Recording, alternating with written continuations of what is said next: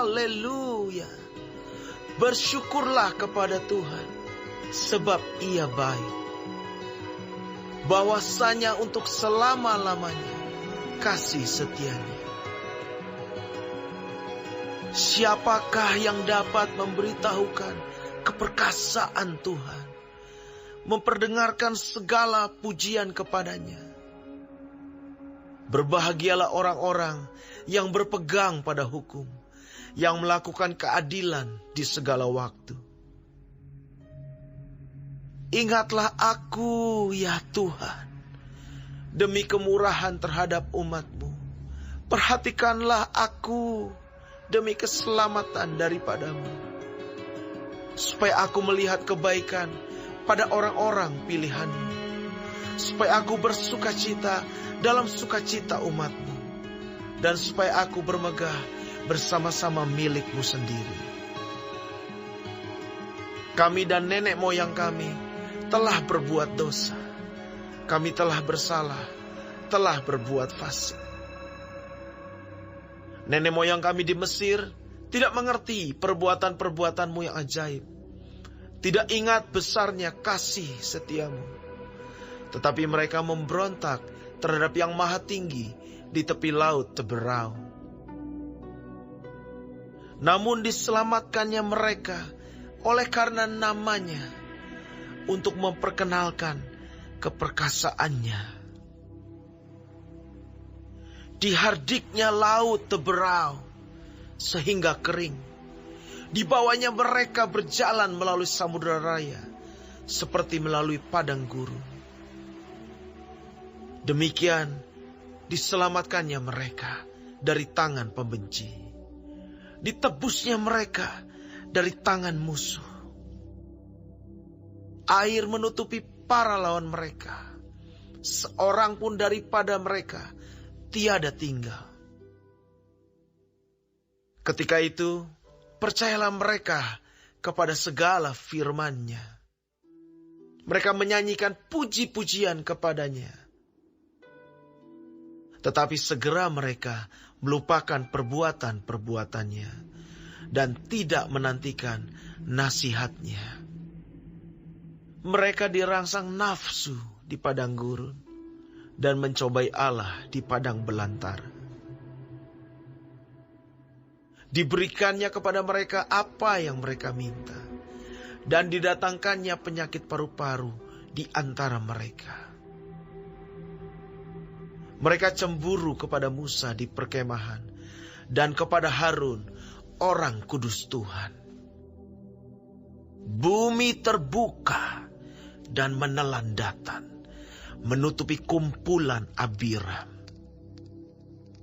Api menyala di kalangan mereka.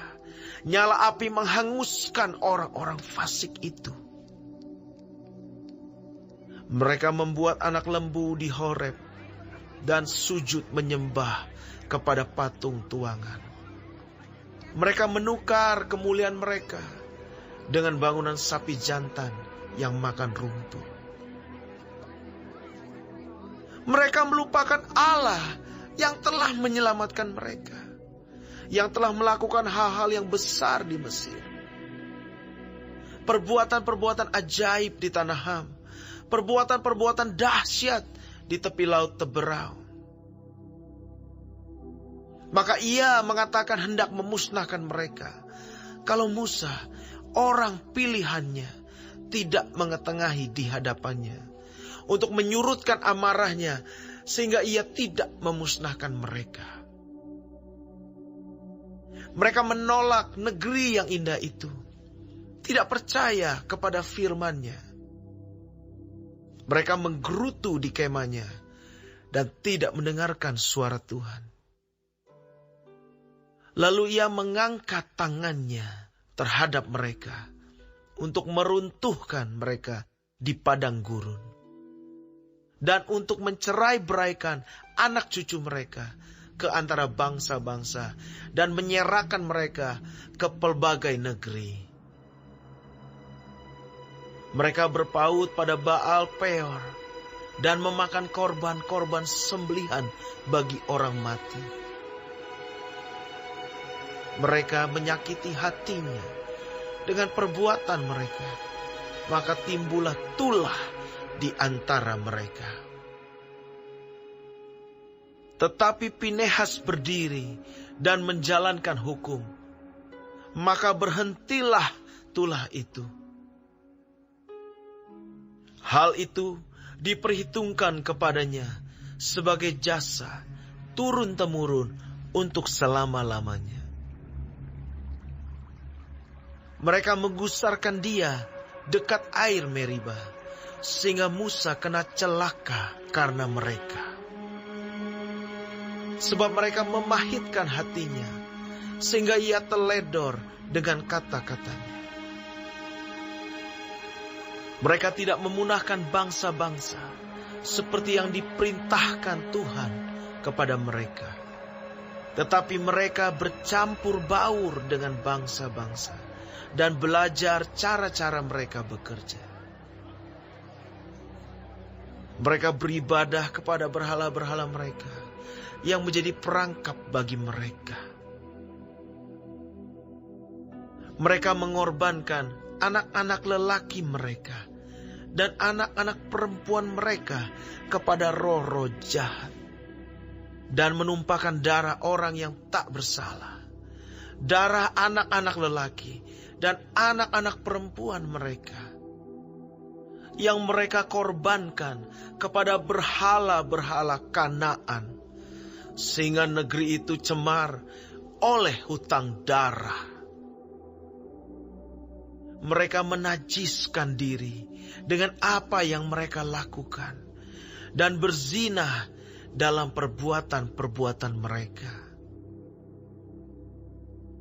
Maka menyalalah murka Tuhan terhadap umatnya, dan ia jijik kepada miliknya sendiri. Diserahkannyalah mereka ke tangan bangsa-bangsa, sehingga orang-orang yang membenci mereka berkuasa atas mereka.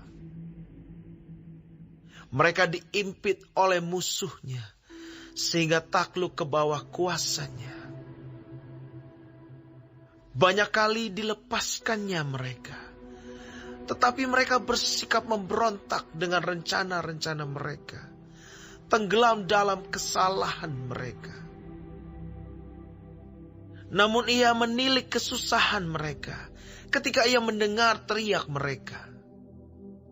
Ia ingat akan perjanjiannya karena mereka, dan menyesal sesuai dengan kasih setianya yang besar.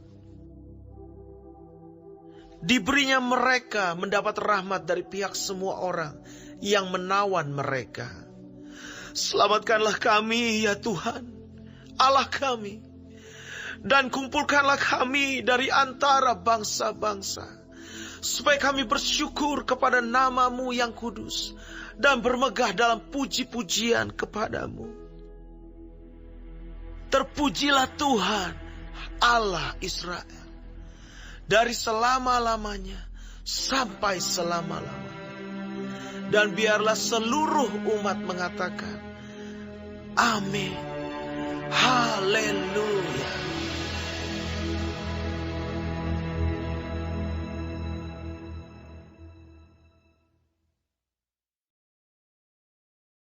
Shalom saudara-saudaraku yang kekasih di dalam Tuhan Yesus Kristus. Puji Tuhan, kita masih diberi kesempatan hidup pagi ini dan dapat mempelajari firman Tuhan dari Mazmur 106. Tuhan Yesus memberkati.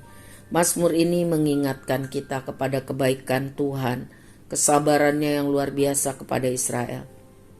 Bangsa ini seharusnya tunduk total kepada Tuhan, karena perbuatan-perbuatan Tuhan yang ajaib yang mereka alami setiap hari. Seharusnya mereka melayani Tuhan dengan penuh ucapan syukur karena mengalami kemurahan Tuhan. Tetapi sebaliknya, yang mereka lakukan adalah memberontak, tidak tahu bersyukur, selalu berdosa dan menyakitkan Tuhan, sehingga harus didisiplin berulang-ulang kali. Menjengkelkan bukan? Tetapi mari kita introspeksi diri. Mungkin sikap kita juga kurang lebih seperti Israel, melakukan dosa terus-menerus. tidak mau bertobat, tidak mengintrospeksi diri dan memperbaiki kelakuan. Tuhan membebaskan Israel dari Mesir, tapi mereka segera lupa akan kemurahan hati Tuhan, mengabaikan nasihat firman Tuhan melalui hamba-hamba Tuhan. Tuhan setiap hari memberikan mereka mana, roti dari sorga. Dan ketika mereka menuntut daging, Tuhan memberikan juga kepada mereka apa yang mereka butuhkan.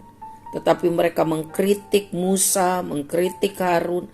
Mereka menyembah berhala, patung lembu emas.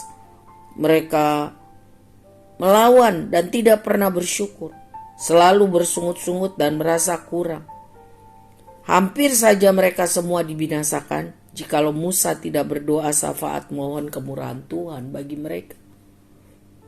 Dan ketika mereka tiba di perbatasan negeri perjanjian, lihat ayat 24-27, mereka menolak untuk memasukinya.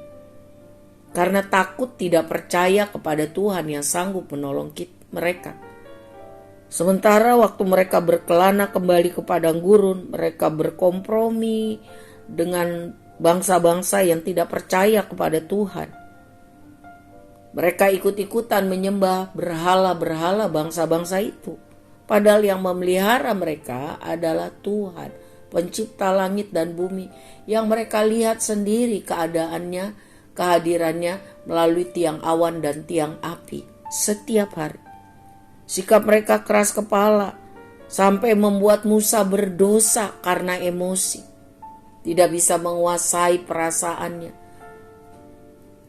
Saudara bisa lihat di dalam ayat 32-33. Setelah mereka ada di negeri tersebut pun, ke negeri perjanjian, mereka kembali berkompromi dengan bangsa-bangsa yang jahat. Sehingga Tuhan harus berkali-kali menghajar, mendisiplin mereka dengan keras. Jika bukan karena komitmen janji Tuhan kepada nenek moyang mereka, Abraham, Ishak dan Yakub, tentu Tuhan sudah membinasakan mereka semuanya. Tetapi Tuhan memilih orang-orang yang taat setia, yaitu Yosua dan Kaleb, serta anak-anak muda yang lahir di padang gurun. Dikatakan mengenai Yosua dan Kaleb, mereka mempunyai hati yang berbeda, hati yang percaya, hati yang taat. Tuhan mengampuni mereka dan memperkenankan mereka memiliki kesempatan-kesempatan. Tapi mereka menolak menghargainya. Dan akhirnya Tuhan menyerahkan mereka di antara bangsa-bangsa lain. Lihat ayat 47. Pelajaran ini membuat kita pertama harus bertobat dari kelakuan kita yang jahat. Dan sungguh-sungguh hidup menuruti kehendak Tuhan. Jangan main-main dengan kesabaran Tuhan. Karena Dia Allah yang adil. Dia juga pencemburu. Tuhan tidak mau kita bermain-main. Dia mau kita mengasihi Dia lebih hari, lebih sungguh-sungguh. Tuhan baik, Tuhan sabar. Tuhan memberkati kita semua memiliki hati yang baru. Amin.